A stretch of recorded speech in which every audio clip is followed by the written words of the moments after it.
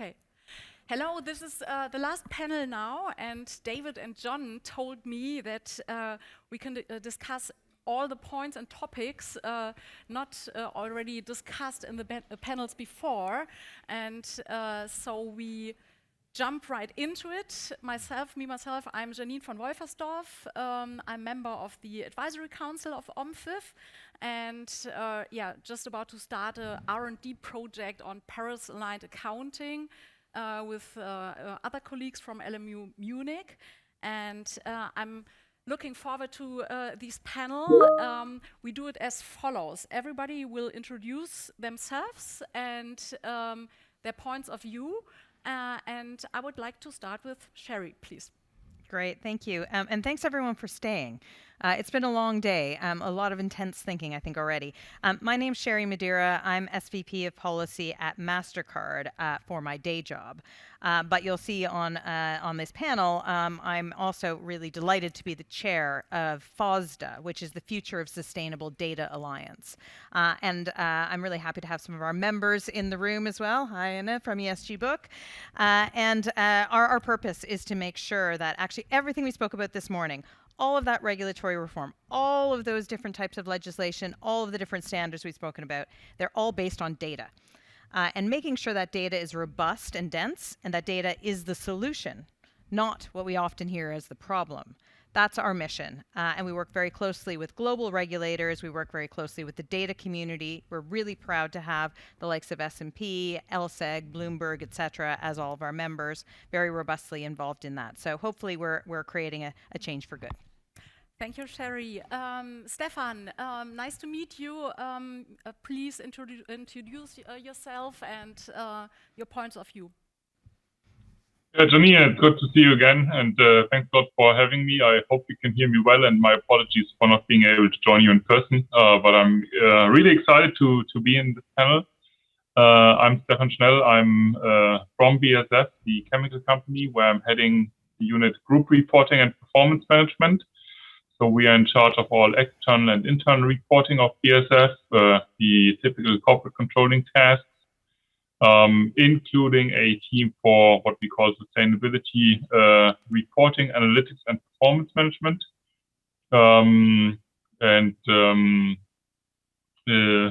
This is kind of my day job, as we put it. Next to it, I'm also a member of the Sustainability Reporting Board at EFRAG, on behalf of Business Europe, so kind of representing Business General, as they call it, in the EFRAG Sustainability Reporting Board. Thank you, Stefan. Nicoletta, please. So thank you very much, Janine.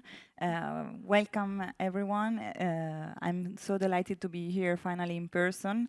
It's so nice to engage with all of you.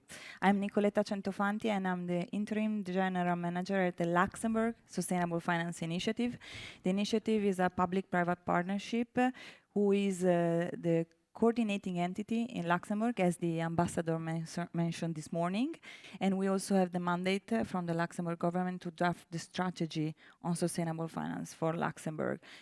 Being a coordinating entity, we do see and value the importance of putting together all the sector, really to raise awareness, as Paola clearly mentioned before. It's so important for us. Not only within the financial sector, but also among civil society, which somehow brings a push from the bottom.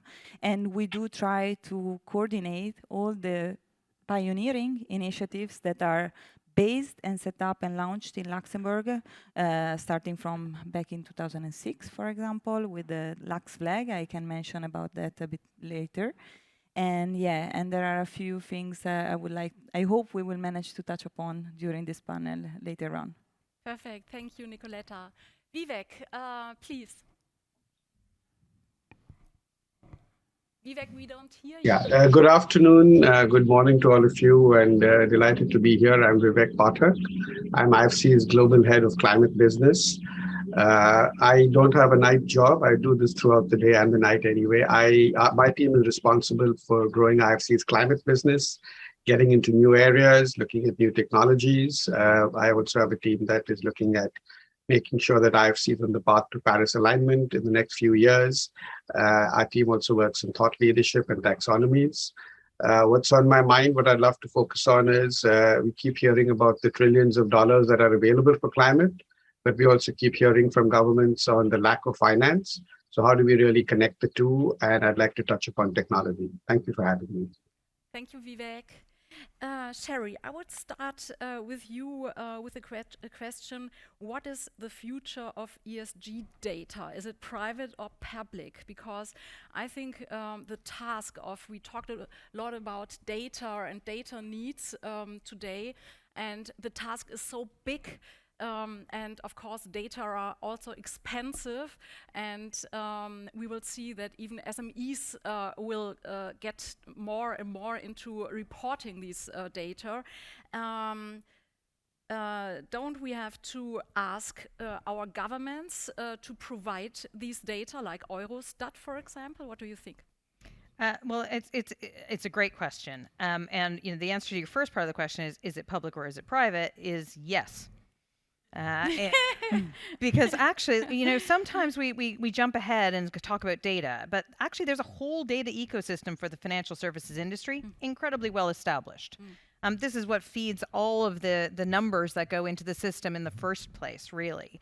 And it actually pulls from publicly available data so much of the time that sometimes when you start talking about, data and it's costing this and it's costing that, actually, most of that data that some people are complaining about, you can get for free. But the industry doesn't. And there's a whole value chain that says, I actually want to be able to pick and choose from a big data set, or I want the whole thing if I'm a BlackRock, or I'm a Vanguard, or I'm a big asset manager or a bank that need it. And actually, I want to consume it in the way that I would like to see it. I also want to have a feeling of comfort that there is quality and that it has been quality assured when there is understandable, perhaps, errors within some of the data sets, and that's been cleansed to a point where I can consume it in the way I want to. So that's the data industry in general. So when you talk about, is it public, is it private? The answer is, for some, it will be absolutely free, and it will be in a data pool that is being hosted by a public entity. Other members of the financial community will want to be able to pay for it because they want it in a certain way. And I think that it's, we're sitting in Europe at the moment. We've talked a lot about Europe. I know Vivek is elsewhere looking globally, but there are a lot of initiatives going on at the moment to create these data pools. And there are some interesting advancements here in Europe about ESAP. So this is a system by which electronically data for ESG in particular can be pooled and be able to be accessed. And that's something the data community is incredibly supportive of. And it's incredibly supportive of being able to show where that access is. Now, the question is what do you do with that data? And I guess the question I want to pose back and leave the room with thinking is, do we need more data? Or do we need, quote, better data, end quote? Because more data, already so many institutions are drowning from the amount of data that you've got on sustainability. And that's not only disclosures from corporates, and you touched on this in your question, it's also disclosures from governments, it's disclosures from other sources that you're pulling in to try and consider where your forward-looking data is, where your projections might be, et cetera. So this entire mass of data, which by the way for the financial institutions is nothing new, but it is when you put a sustainability lens on top of it. So do we need more of that? I would argue, actually, what we need is we need to understand the use cases. And ideally, if we can build density in certain use cases, in certain data sets that have multiple use cases, I think we're going to really, really move forward. And I guess, when you think about this, why would I say less data is a good idea? I'm representing a group of data-centric companies or a data ecosystem. Actually, because if we don't have the density, we have the 3 E's that crop up, right? Errors, estimation, extrapolation. And nobody wants that because everything that you build on top of that becomes built on a bit of a house of cards. Whereas what we want is really solid data building blocks, those blocks that are the foundations of any house that's built on top. And of course, everything we heard this morning is built on those data sets. So our view from FOSDA is it's fundamentally important to get those right. and make sure that that is clear. So less, better data is the goal here, and being able to work with regulators so that they know what's available and that the market knows what they're trying to achieve, and be able to move phased approach so that we don't get revolts along the way for people saying, I just can't deal with so many data requests. Thank you, Sherry. Vivek, when it comes to SMEs and financing sustainable projects of SMEs, for example, in developing countries, what about the ESG data, climate data, emission data? How do the SMEs get these data? What do you think about, should it be a private solution, a public solution? And is the level of discussion we already have the right one? Or shall we, do we have to discuss more how to measure scope 1 and scope 2 and scope 3? And in my opinion, even scope 1, there we don't have the right level of discussion. We don't talk about how exactly to measure and how to audit really what we want to see reported. And so I'm curious, Vivek, please. Yeah. So, well, thanks so much. That's a long question, and I'll try and answer parts of it. But at the outset, let me say, I think SMEs are just simply being ignored in this whole climate discussion. And I'll say why I think they're being ignored. People may have differing views. They are being ignored because I think everyone's focusing on the big emitters. Everybody's focusing on energy and transport. But at the end of the day, in any country, SMEs account for between 50 to 60% of the economy and employment. And therefore, I think a very close number of carbon emissions is coming from them. So what's the challenge? The challenge is, I think the larger firms will have access to capital and technology to decarbonize. The SMEs typically have a hand-to-mouth existence. You know, if your receivables, if you're an SME and your receivables are getting delayed by a few days, chances are that your business operation may be impacted. So they're really not focusing on climate because for them, you know, it's a luxury almost, climate. And therefore, the focus on data is a lot less. Now, there are a lot of apps, a lot of new people have come out with ways how to measure SME data. But the only way it can really happen is if the SME themselves start focusing on it and if they see a solution. Now, I'll break it up into two parts, where I think the first part, when SMEs are part of a bigger supply chain where they constitute scope 3 emissions, I think that data collection is going to happen because as there is increasing pressure on the corporates to produce this data, they will be talking to the SMEs and they'll figure out a way to produce it. There are a number of people who already have that, but we haven't really seen it scaled up yet. The more challenging part is how do you get the standalone SME who runs 3 roadside stores or a small home sort of workshop at home doing things, or a small sort of roadside shop that repairs tires or cars or things like that. How do you get them to start measuring it again? And measuring it is going to be one part, but where are the solutions then? So I think, in my view at least, and here I may be politically incorrect, but this should ultimately be a public good. Because if you keep this data private, I don't think the SME is going to be able to pay to get their own data, in my view at least. Yeah. And they would just be happier to ignore it because I don't know what the problem is, therefore I won't focus on it. Yeah. So we really need to focus on this is this going to be a public good and can we share this data? And then, my ultimate goal is I wish we can, and then buyers of goods and services from these SMEs, hopefully as people understand the consequences of what they're buying and the carbon emissions of, what's the carbon emission of this bottle, I would say, you can't see it, yeah. As people start to understand that better, I'm hoping that will also influence buying decisions, and then that will force the SMEs to start then decarbonizing or looking at more efficient or effective ways to do things with lower carbon emissions. Thanks. Thank you, Vivek. Stefan, how do you get at BASF the scope 3 emission data? I think you will have also the problem thinking about how your suppliers and the suppliers of your suppliers, so the whole value chain will procure this data. And do we have suitable solutions for SMEs? Do we have to talk more about governmental solutions and, for example, like via Eurostat. What do you think? I mean, you are touching a really critical topic because obviously for us, as for most companies, the Scope 3 emissions are the biggest part of our emissions, but the ones that are the hardest to collect and to get, to be honest. And just to give you a feel, I mean, we as BASF, we have 70,000 tier 1 suppliers around the globe, from whom theoretically we would need to get the Scope 3 emissions, or their Scope 1 and 2 emissions that turn into our Scope 3 emissions. And obviously, also those suppliers have very different emissions that they would need to provide to us. So what we are trying to do is really to cluster those suppliers into those that are really high emitters, and from whom we would need to collect data first. And we have started an initiative to indeed collect that information. But it turns out that companies are very differently ready to have that data and then to provide that data.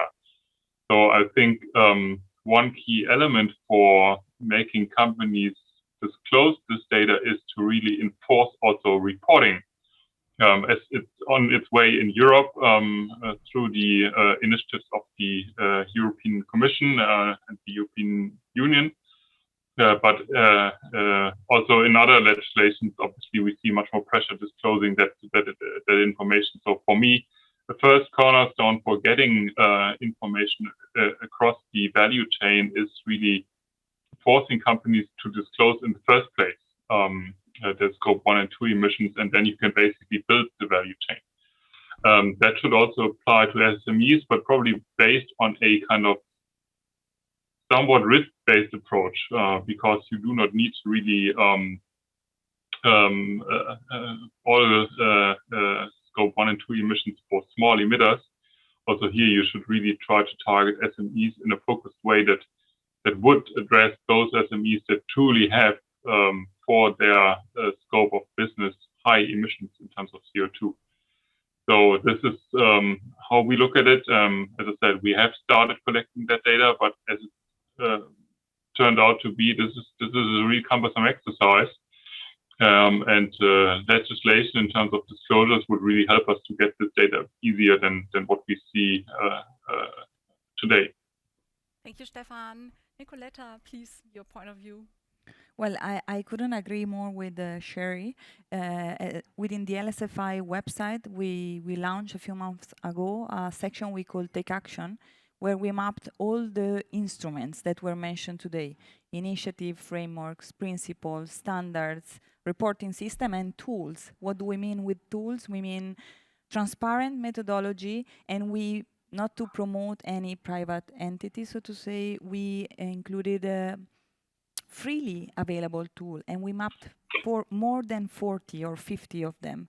And I will definitely connect with Sherry to to see whether she didn't use some of them. And this simply to say that I do agree that it's not really a matter of we need more data, but we need the right data. And especially my main concern now is that we need the data that help all of us measure the impact that we are achieving. So really constantly monitoring this progress and be able to see whether towards our investments we are effectively making a positive impact on our society, and we are reaching the Paris Agreement goal and the SDG goals, and all the ambitions that we have for a better world in the end.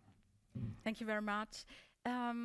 Sherry, on the second panel, we heard that banks take on risk when they finance companies not Paris-aligned. While Sabine Mauderer in the beginning today, this morning, stressed again, we are heading towards a disorderly transition if we stay only with current policies. So I would like to introduce the notion of reversed transition risk. So what about green business and green business models facing a kind of transition risk, because when they rely on Paris-aligned policies not coming because we are just in an only current policy scenario, do we have to face and talk more about reverse transition risk too? Wow, that's complicated. I think we do have to explore all the different realities of today, and what we're kind of looking at here as well is the fact that a lot of the data that we base our decisions on is retrospective data, so it's historical data, and some of that historical data is over a year in terms of having been delivered into a report, into where we ingested into our world. So what we're talking when we talk about transition, we're thinking about what is it that we need in terms of being able to adjudicate forward momentum. Where are things going, and if companies, countries, etc., are disclosing where they're going to go to, how can we get a sense of reality check? How can we audit that? You can audit the past, but you can't really audit where things are going in the future, especially as things are changing so significantly. So I think that it's good that we're thinking about all of these things, but where is it that we're going to? And I really like the fact that you use the phrase, how can we really be green? Because, if we take a really big step back, and it's probably, is something that Vivek thinks quite a lot about as he's deploying sustainable finance and trying to make sure that, the money that is being deployed is doing the right things. Actually, sustainable finance is all about moving money at scale to a more sustainable means and to finance a more sustainable future. The reality is actually every one of our actions, how it is we save for our pensions, the things that we're buying at the supermarket, all of that also influences it. And it does kind of go back to money.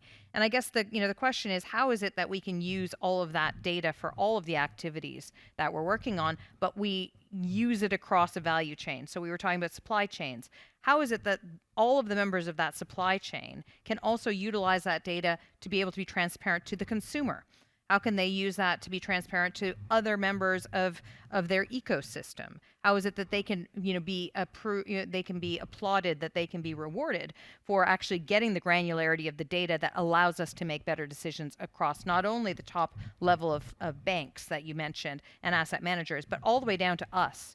And I think that that's one of the pieces that we need to think about going forward. Maybe you're talking about reverse transition, but what I'm starting to think about is actually that movement from the bottom up of the conscious consumer, the conscious retail investor. Those are the ones that we're seeing so much noise.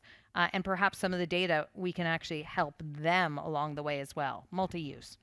I'm with you, Sherry, but my opinion, this topic of regulation missing towards Paris alignment is super crucial, and therefore I'm very curious, Stefan, when you prepare your risk report, BASF, and thinking about transition risk, is it only transition risk of not being green enough, or could it also be being too green, the transition risk, please?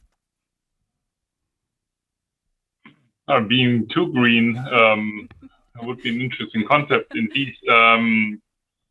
No, but what is clear and what we have done now for years is actually that we have a fully integrated first reporting and obviously also risk management. So we have basically defined a risk framework which is used by our businesses, but also the supporting functions, where we basically structure the content, but also the drivers for the risk, and sustainability and climate is one of the key drivers. So we are fully able to determine which kind of risk, but also opportunities, obviously, in our businesses are driven by sustainability aspects and by climate. So that we have achieved and implemented, and that also helps us to really steer the business towards mitigating risk, but also grasping opportunities. Being too green, I would need to think about this, but I mean I wouldn't call it being too green. This is obviously a concept. It was a little bit provocative. Yeah. I know what you're talking about. It was intended. But the question that we are asking ourselves very often, and that is also maybe something for the other panelists, is to which extent is sustainable behavior truly rewarded by financial markets, by consumers. So is society and our financial markets indeed ready to reward sustainability? And when I look at the share price of BASF and comparing that to what we are doing in terms of building the largest wind park right now on Earth, and driving a transformation program that I think is unique in the chemical industry, I sometimes sense that there is not enough reward for what we are doing. So in this regard, the recognition of sustainable behavior, I think, is sometimes not there where it should be, both from consumers but also from financial markets. Shall we assess more when we talk about transition finance, the effects also of transition on finance, because then we would assess and really analyze all transition risk and whether they are coherent with physical risk. So this would be a way forward to assess really transition risk, coherently and completely. What do you think?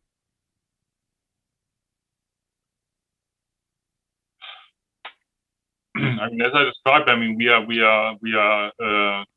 trying to grasp the transition risk and again opportunities.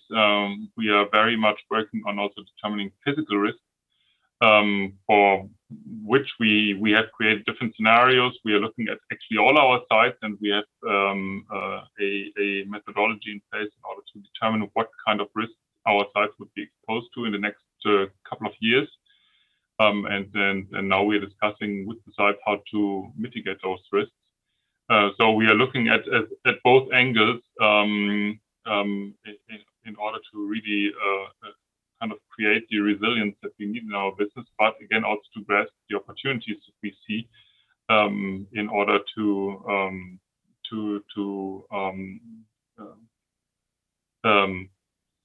support the fight against climate change mitigation, but also to adapt to the climate change that we see coming. So may I ask again, you have a transition plan and you analyzed also the effects on finance already? Yeah, we are rather kind of at this stage determining the effect on our business. It's not so much the effect on finance. Obviously, the effect on business has an implication on how your P&L would look like, how your balance sheet looks like, what your finance needs would be.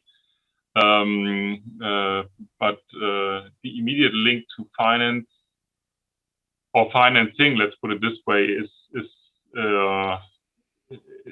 not there yet. So it's a kind of stepwise approach where we come from risk opportunities into financial impacts in terms of P&L cash flow, and then ultimately ends up in financing questions. Yes. Thank you, Stefan.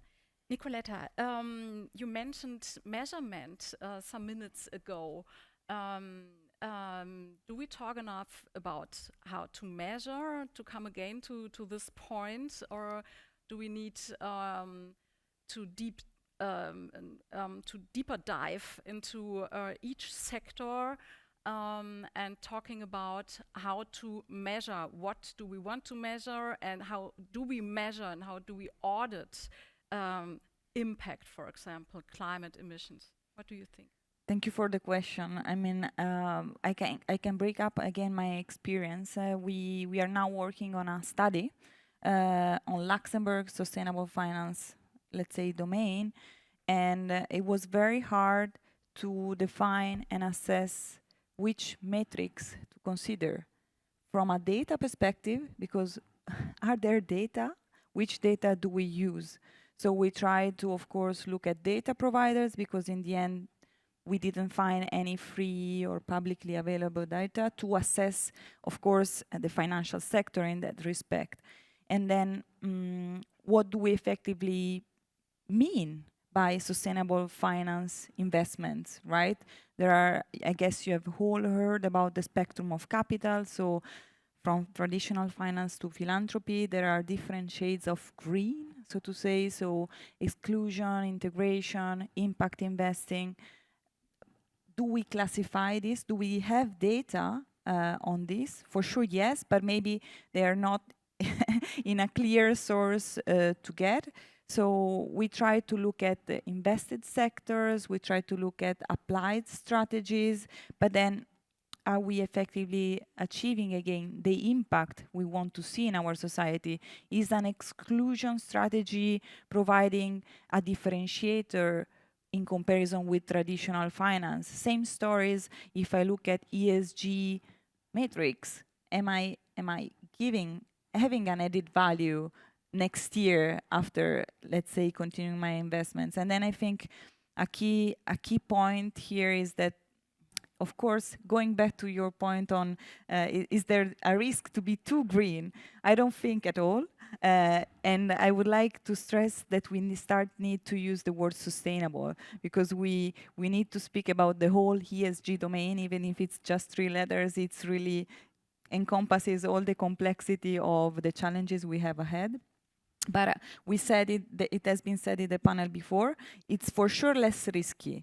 And of course, I wouldn't expect any businesses, nor financial or corporates, facing more risk, because if let's say the sustainability side is assessed correctly, and then it's linked to an economic objective, because we all want to be profitable companies, right? So if we don't speak about the foundation sector, so I wouldn't see any issue in terms of being too sustainable, because this means if, worst scenario, so positive scenario, we are on an orderly transition, so I'm a pioneer, I'm advanced, right? I'm a front runner.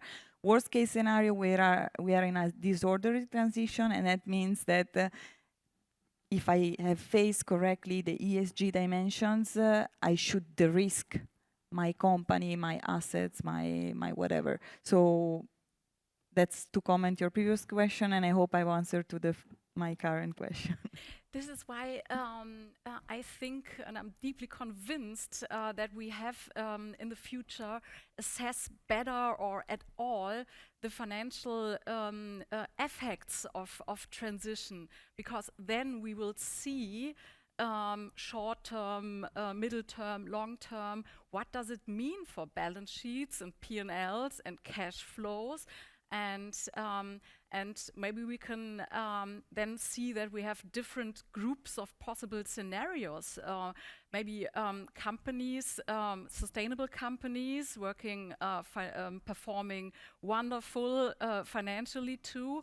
Maybe we can call them green dung beetles, because they're working in an environmental surrounding, not perfect, because we don't have a Paris-aligned surrounding. We just don't have it. But either way, they are successful.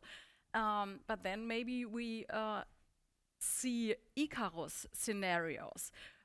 Companies, we say, we tell to transform to net zero, but if they do this with an imperfect political surrounding, not Paris-aligned, not enough regulation enabling this transformation, they will burn their finance.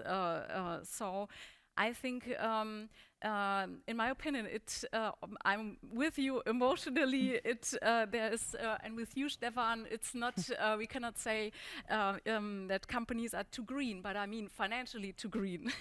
And so my point is, let's have a look at the financial effects to push policies enabling transformation, because if we don't assess the financial effects during transformation, we are flying blind.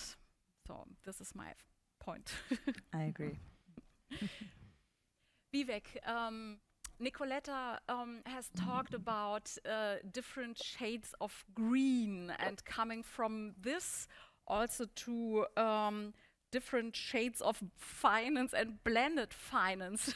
This is, I think, also something you have experience on. Can you tell us more about trends and developments in blended finance, especially for development and emerging markets, developing countries? Sure. Well, thanks. Before I get into that, I wanted to just jump in for 30 seconds on the conversation around Paris alignment, because what you all talked about largely was BB1, but what we seem to be forgetting of BB risk, which is climate risks. And if anybody just opens the Financial Times or any newspaper today, we are seeing the devastation in Pakistan. We are seeing the devastation last year in Germany. We are seeing the forest fires, we're seeing droughts. So that is not transition risk. That is dollars and cents being lost today. That's people's livelihoods going today. And unfortunately, not enough is being done about it. So clearly, yes, we keep being told the private sector should do more, and we're looking at ways. But we are just on the wrong path, I'm sorry to say, on adaptation and resilience. We really need to rethink it completely and come up with different solutions. And, mitigation, people used to think is easy to sort of measure. So I've reduced my GHG emission by X, and, that's great, let's go home. But I think regulators, investors, everybody needs to look at a bad flood can just destroy your entire asset today if you've not managed to future-proof it to make it resilient, or rising sea levels. So I just wanted to put that out there, that adaptation probably needs a completely different rethink. And, I'm happy to engage with people and see how that can be done. I'm also tempted to jump into what Stefan said. Are shareholders rewarding you enough? Forget for being too green, just for doing the right thing for the medium to long term. And the challenge with the whole climate challenge today is that if you want to decarbonize, for example, or you want to make your assets more resilient, there is an upfront cost. An upfront cost today means lower profits today. But I have no doubt if you reduce your energy consumption by 20% by changing the production process or anything, you will ultimately, there is a payback period, and then you have free cash flow. And the best example is green building. Upfront costs, payback periods vary by country, 2.5, 3.5 years, whatever it is. After that, your energy costs are low, your water costs are lower, et cetera, et cetera. And the financial architecture is not taking that into account, because financial architecture today is in capital markets. I enter today, I invest today, and I exit tomorrow. And if Stefan's company is doing the right thing and his competitor is not doing the right thing, unfortunately, his competitor's stock price goes up. So I'm going to deviate a little from your question, which is a bad habit I have. Therefore, what we really need is, how do we have a green equity rating? We can measure what's a green bond. We can measure what's a blue bond. We can measure even transition bonds. But we need to start looking at how do we rate a company on the stock market, its equity in terms of green, sustainable. Feel free to use the terminology so that an investor can then say, I am investing in a company which may have slightly lower profit margins today because they're doing the right thing. But because I'm a medium-term investor or a pension fund, I'm happy to take this short-term hit for a medium to long-term profit. And I think ultimately it has to play out that way. Climate just cannot be about money coming in and no returns in most areas. And therefore, the need for blended finance. So if I am decarbonizing a steel company in Thailand today, they're going to need upfront money, which means their cost of production of steel goes up by whatever, $80, $120 a ton. Their consumer is not going to be willing to pay it today. They may be willing to pay it if it's an export, if it's being exported to the EU or in another market. But till the regulation at home changes, so ultimately the incentive for that steel company to do the right thing is not there, unless and until we can say, okay, we will try and bridge at least part of this cost differential with blended finance or de-risking capital. And with time, and we've seen it with solar, and that's the best example, where tariffs have come down from well over 28 cents to down to 2 cents in countries like India, 4 to 5 cents in countries like Tanzania. So costs will come down as these technologies are scaled up. So that's one area where blended finance is desperately needed today. The second area is really there are a lot of new technologies that are coming up. These are new. Some of them are untried or untested at scale. Therefore, it means a higher risk. And what really frustrates me a lot is people were willing to put in hundreds of billions of dollars into the tech sector in the Silicon Valley, where results were as sort of tenuous, in fact, even more than what we've seen in the climate space. But if we can start attracting that pot of capital at scale where it is starting, but we really need it to come in at higher scale, and maybe blend it a little bit to offset some of those risks, I think we're really going to need that to happen if you're going to be serious about decarbonization. Thanks. Thank you, Vivek. I realized that an aspect of blended finance can also be that issuers next to interest payments pay with carbon credits. Do you have experience on that and can tell us more about that? This would be interesting. Well, that's a pet project of mine today. We tried it about 4 years ago. We had a forest bond where we said you can either get paid in carbon credits or dollars and cents. Unfortunately, it was ahead of its time, and it was done by a colleague of mine, Vikram Vij. I keep reminding him he was ahead of his time. I think today the time is right for us to look at that space on how returns can be through carbon credits. And we are exploring that right now. But honestly, so that's sort of blended, where if things go well, you do get a huge return. So it's almost like you take an equity position where returns won't be in dollars and cents, but will be through carbon credits. And I think the carbon credit market, I hope, is going in one direction, which is upwards. So I do think there is potential in that. It's how we structure it and make it happen. But it's something that we are very keen and we are trying to pursue. Thank you, Vivek. For carbon credits as well as for other ESG data, comparability is crucial. So, Sherry, how do we get to comparability, standardization? What do you think? What is missing? What kind of discussions do we need to reach this goal? Yeah, I mean, you just hit one of the 3 C's. I said there were 3 E's of data before: errors, extrapolation, estimation. Keeping everybody awake. We'll do the quiz afterwards. The 3 C's are comparability, absolutely, but also something that's coherent, it kind of works together, and comprehensive. And I think that this, we have to think about it all in the round. And where we spoke a lot earlier today about the sort of wistful distance that there could be a standard, perhaps for disclosure, as ISSB and EFRAG and SEC are all sort of looking at ways of doing this.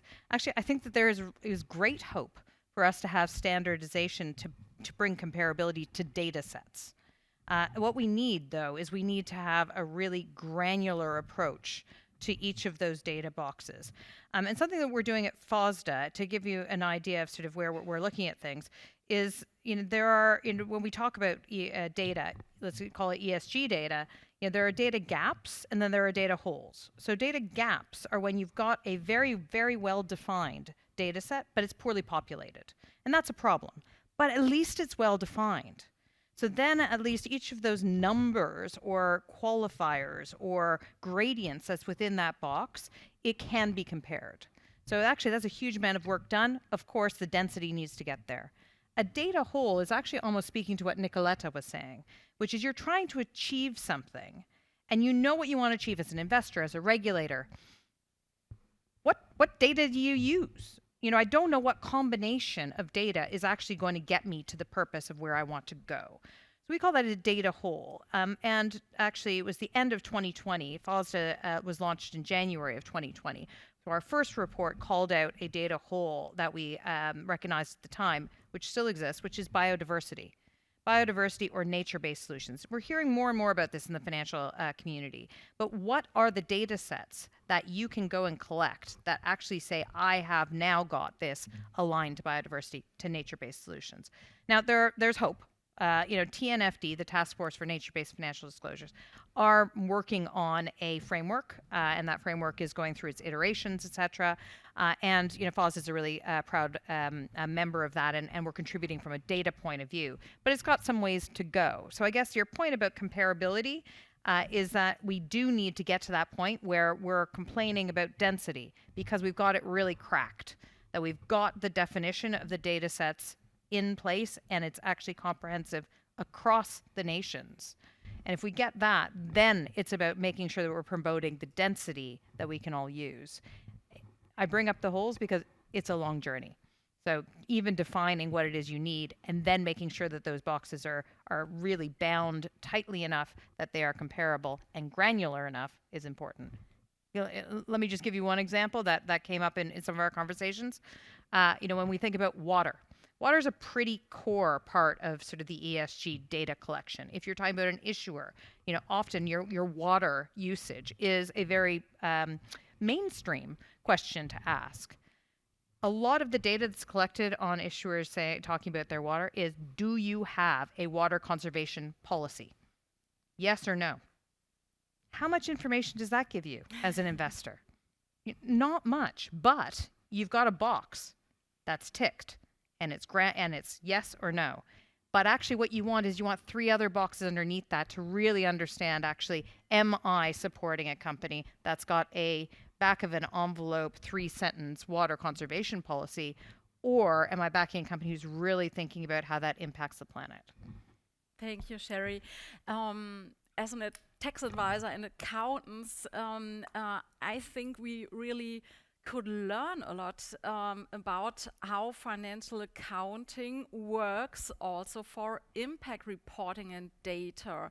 And I'm wondering why we don't have yet a discussion on this. For example, in financial accounting, we have rules when to recognize an asset exactly. And we have depreciations about time for plans, for example. And so I think we can learn a lot from financial accounting also for real accounting of impact. For example, I procure a machine, a plant. When do I have to report scope 3 emissions? Stefan, if I got it. And when exactly? Just in the period when I buy this plant? Or shouldn't we treat this like depreciation and distribute scope 3 over the life cycle of this plant? And I think there we can bring a new discussion and a new level of information into impact reporting, because it's a kind of accrual accounting, bringing also comparability to data when it comes to when do I have to recognize which data. Mm-hmm. So, Stefan, what do you think about this idea? I mean, this is a key topic that we have also discussed actually at EFRAG, the connectivity between financial reporting and sustainability reporting. Now, your aspect is going into a slightly different direction, but I think this thought process of aligning concepts between financial reporting and sustainability reporting is extremely important, because otherwise you indeed create a disconnect in terms of what people perceive from your financial reporting and what they read out of your sustainability reporting. I mean, your example is a very valid one. I mean, when you buy a big machine that comes with lots of scope 3 emissions and you account them in the 1 year where you buy that machine, I mean, that is more similar to the kind of cash flow thinking, but it doesn't tie into your P&L. So indeed, kind of creating and thinking about this coherence between certain aspects of sustainability reporting and financial reporting is indeed worthwhile looking into, in order to really create a common understanding of how people look at your sustainability KPIs and how they tie those into your financial KPIs. But I wouldn't have a solution yet, but I think the thought is worthwhile being thought further. Sherry, what do you think? Yeah, I mean, I think that we're definitely on a journey here, and actually, Stefan's probably got a better view than anyone else. But I mean, when we're talking about accounting standards, that's kind of the way we're going, isn't it? Like when you look at IFRS, taking on the job of ISSB's sort of thinking there, it's a similar journey, and I think some people were talking about that around at lunchtime. It's trying to get from a position of sort of I don't even know what is going to be my framework to something that becomes very sort of specifically auditable, and maybe that's the track that we need to start thinking about. The concern I think that we all have is the fact that things are moving so quickly in the real environment. The physicality of what we're trying to combat by this entire conversation is moving at pace. And so when we're starting to think about things like transition, when we're starting to think about sort of how is it that we can reward ultimately, and get higher returns from those things that are going to be going in the right direction. What data do we use for that? How is it that we start kind of doing that, and how can we possibly audit something that's in the future that we don't all have the same agreement in terms of which numbers we're basing things on? We have the IPCC, and if anyone is sort of brave enough to not be completely depressed by reading one of those documents, there are some hooks in there that we can use, but we all have to agree on that. Otherwise, sort of that fundamental premise of accounting, which is that it is verifiable, starts becoming the problem. Nicoletta, please.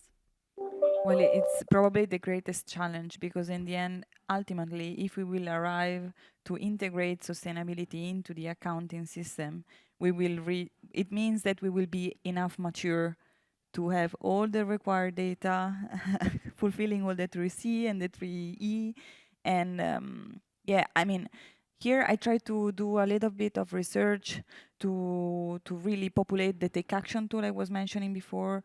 And there are quite a few initiatives, like the Accounting for Sustainability, that provides a number of guidelines for CFO, and also there is an initiative from the UN that is trying to track the accounting for the ecosystems. So it's not really a complete, empty page space, but still we do not talk enough about it. Probably, I believe, because, as Sherry mentioned, we are not there yet. So a few other steps needs to happen first to really be able to integrate the accounting with the right data, because I guess the major struggle for investor is to, okay, which KPI do I have to use? And that is why what the ESG rating agencies are trying to provide, right? One number or 3 numbers, E, S, and G. And therefore, to pull up one number for E, one number for S, and one number for G, they hopefully collect solid, granular, reliable data. Which type of data we are talking about, there is not enough transparency there yet. But in the end, when we will come to an agreement on which data are to be collected, and we will find the right source for this data, then we will hopefully have maybe just 3 numbers that are composed of a subset of other numbers that can populate the accounting.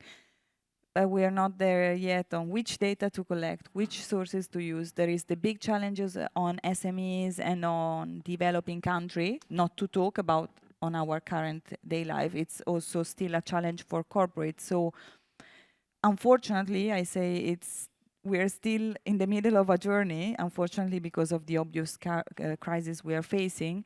But it's great to see that there is a lot of movement around, a lot of people committed, willing to provide an impact in the space. So I'm very hopeful. Thank you, Nicoletta. Talking about real technical financial accounting, this is what I'm thinking about.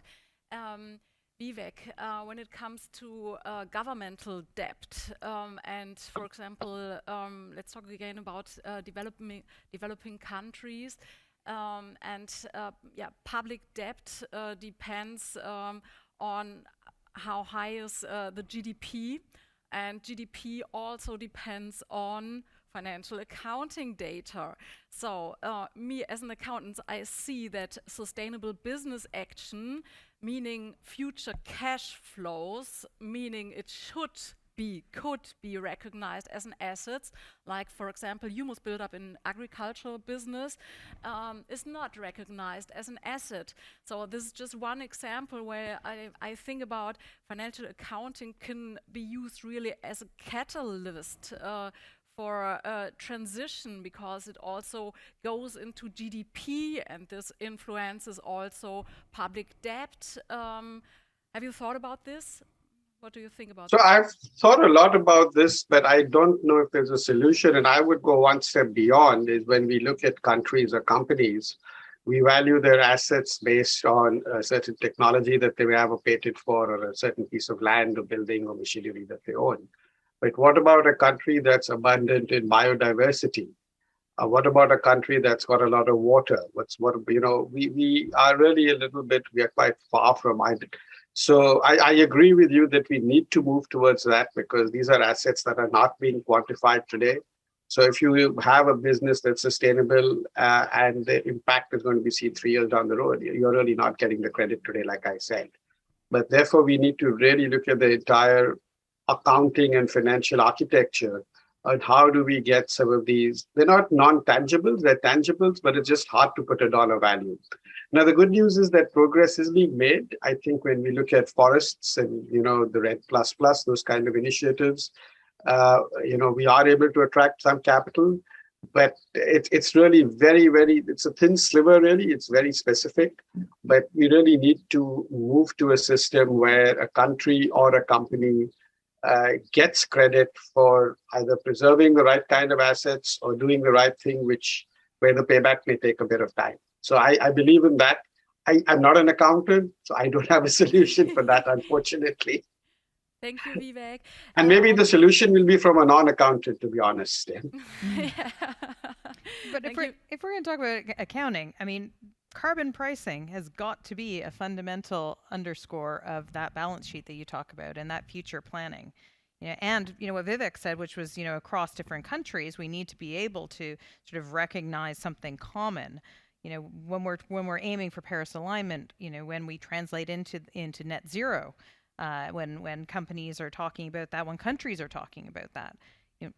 Often that comes because of that carbon credit system and the carbon offset system that is out there. But without actually a carbon price that's agreed globally, it can't be paralleled to financial accounting. Thank you, Sherry. Stefan, last question. Sorry if I can jump in for 30 seconds on one thing which I'm very passionate about. It's something that accountants can do is a carbon adjusted valuation of firms. We can say a certain company that's say e-commerce, how much of plastic do they use? How much of fuel do they use? What are their carbon emissions? And that's something for the accounting community to look at. I would love to see a carbon adjusted valuation of some of these large firms that are listed on Wall Street, for example. That would be a good indicator and that would get them thinking. Sorry about that, but I just thought I'd share that. Thank you, Vivek.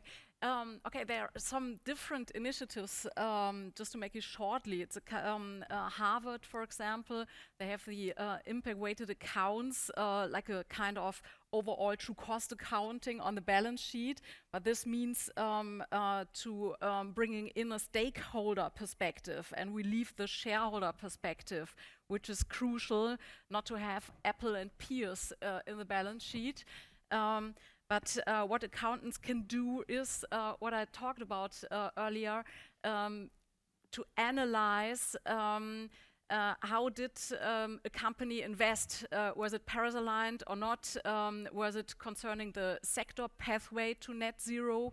What about how do transition affect finance and balance sheet to make an as-if accounting? How would the balance sheet look if we would have a Paris-aligned environmental policies, and how would the balance sheets look like if the company would transform, for example, Paris-aligned? And with such a as-if analysis, we can see how far, where a company really stands today. The company reports a lot about climate pledge and sustainability, but when we look at the financial data, watching the investments, then we see a lot about real transformation or not of companies, and there's a lot we can do with financial accounting, my point of view.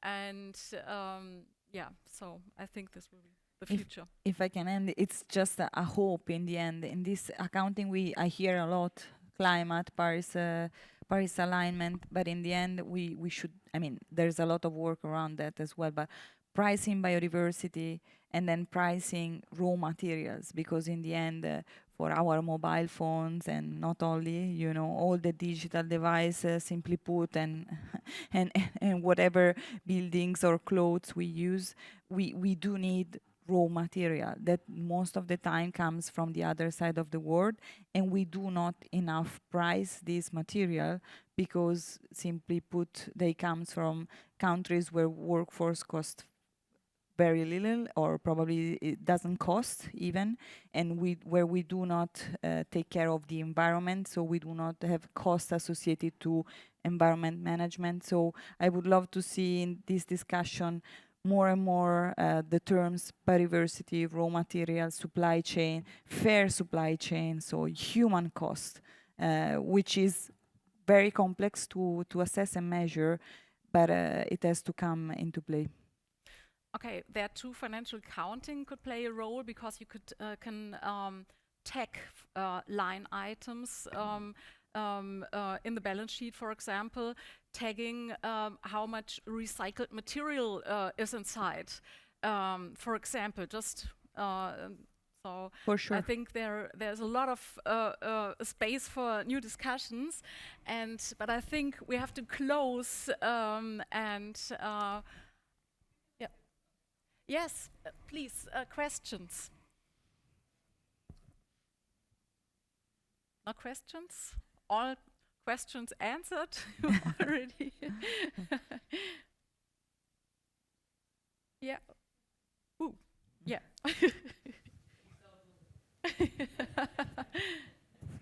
Can you hear me? Yeah. Well, Dieter Köhner, I'm in consulting to the insurance industry.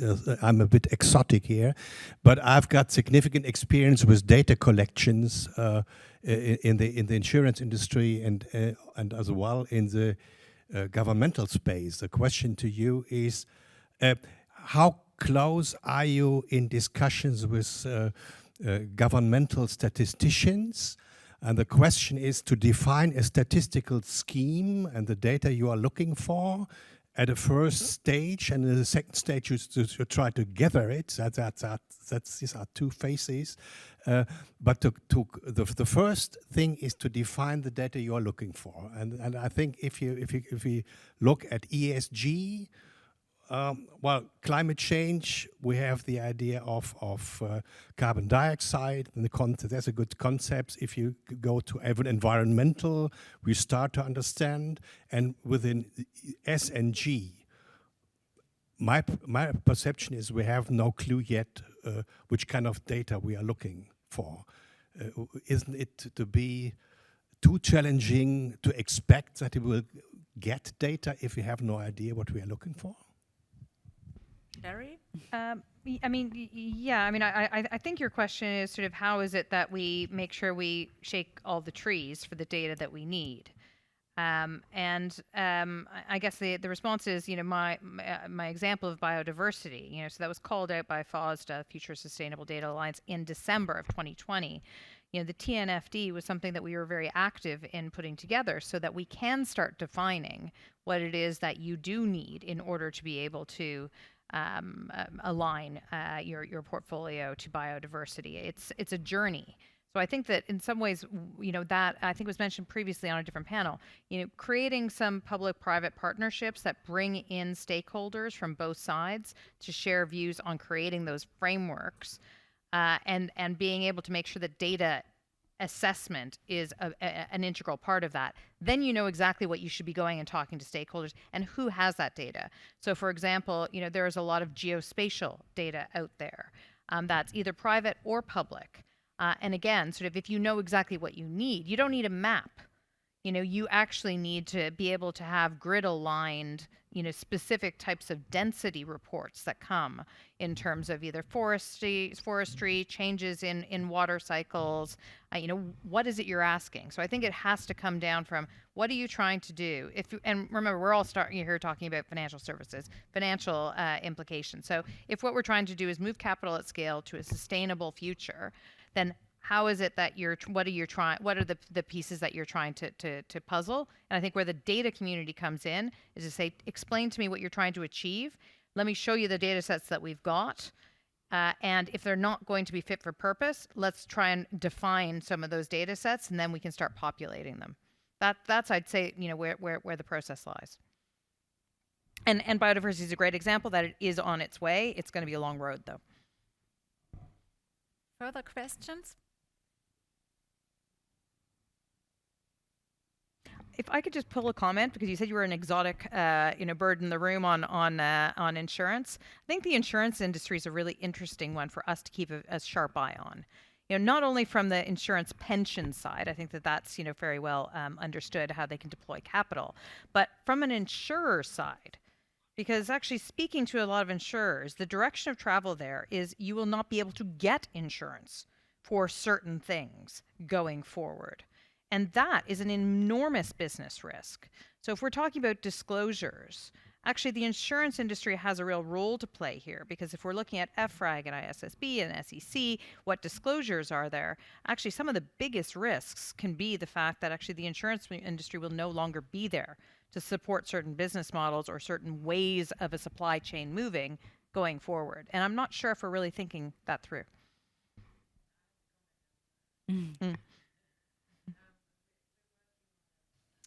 We're working on an adaptation certification, so for insurers who will then reduce their premium for people who adopt adaptive practice, right? So this is where insurance products and certificates can drive sort of small bits of finance, because we're talking about farmers often. How do you incentivize someone to stop doing what their grandfathers did, the way they farm?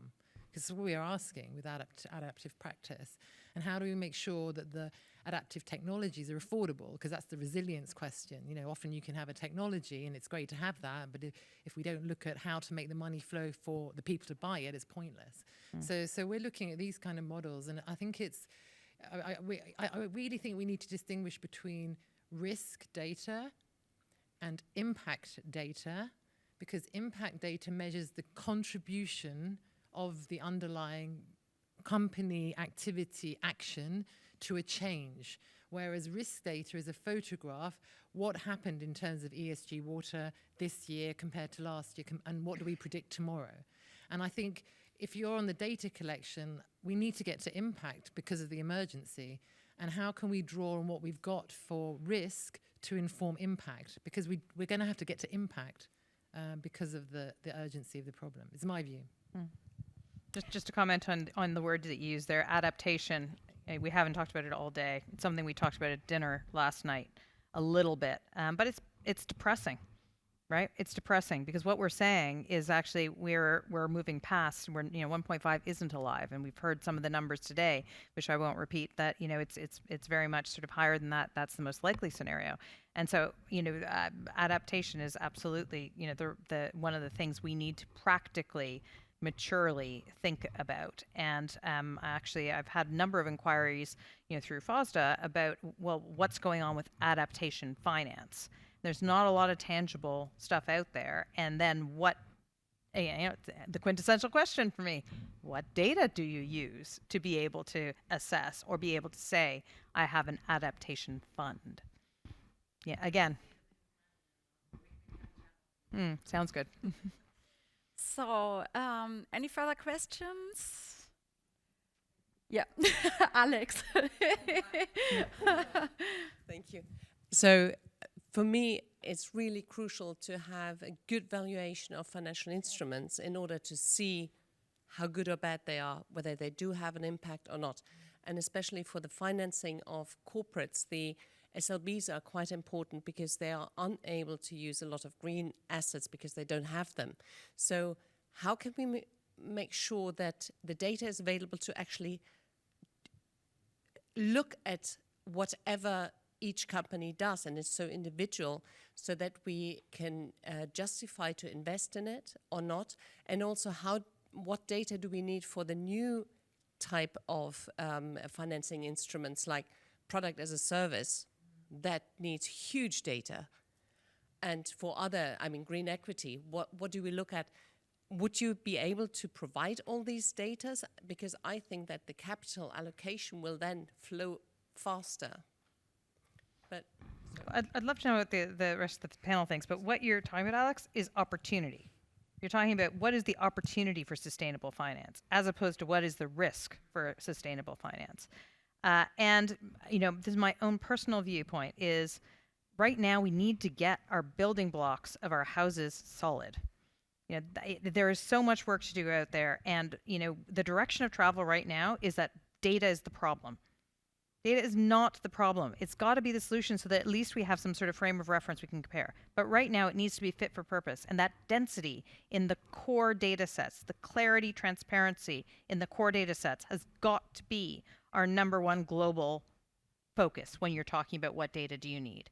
So, you know, I'd love to say we're in a position that we can really add to that and be specific about what data can be used elsewhere. But actually, we need to focus on the stuff that we've got in front of us. Otherwise, what's going to happen, and it's already happening, is that the advisors and the legal profession are telling those that are in the financial institution space and the investor space, actually don't even say you're anything like green. Don't say you're aligned to any of these great work, taxonomies, the regulations, the standards that are all coming out. They're saying don't do it because it's too high a risk of greenwashing, because the data that's underneath you can't totally verify, and so therefore step away. I mean, what a crazy situation that is. So my own personal view is focus, get it right, get those building blocks to be the foundation of any of the houses we would want to build. Right? If we want to live in a house with our family, we want to make sure those foundations are solid. I'd say we should start there.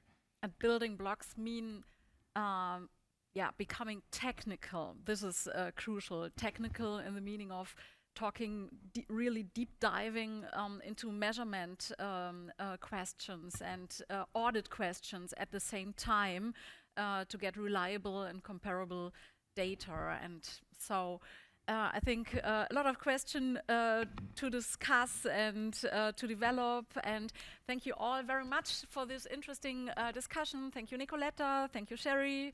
Thank you, Vivek. Thank you, Stefan. And we go on discussing. Thank you. Thank you. Thanks. Great job.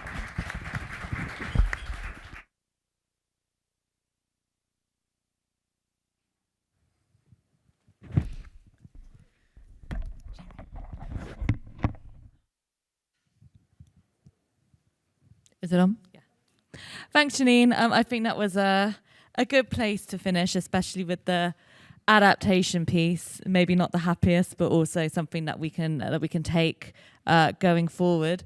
Thank you to everyone for sticking to the end. I won't keep you long. Appreciate it's been a long but very, I hope, productive and insightful day with lots of kind of key takeaways. And we'll see you next year for the Green Bubble conference. Thank you so much to our partners and supporters, to Capco, Bundesbank, IFC, who always kind of get involved in a lot of our events as well.